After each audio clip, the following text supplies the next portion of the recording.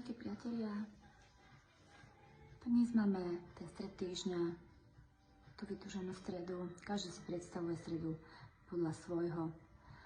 Ja napríklad prvé, čo ma napadlo, že žijeme v takej dobe, že ľudia prevracajú vrele peniaze 100-krát vo vačkovú peňaženke, alebo neviem, čo má skôr zaplatiť, či účty, alebo sa najesť. Ide do obchodu, niekto rozmýšľa, že si kúpi 10 rožkov, niekto si kúpi 5, nejakú tú rajčinu, pašteku. No, aby sa mal čo nažrať večer, lebo je to strašné inak dneska, no. Ale najlepší spôsob, ako zabudnúť na všetky starosti, je sa pomilovať, no.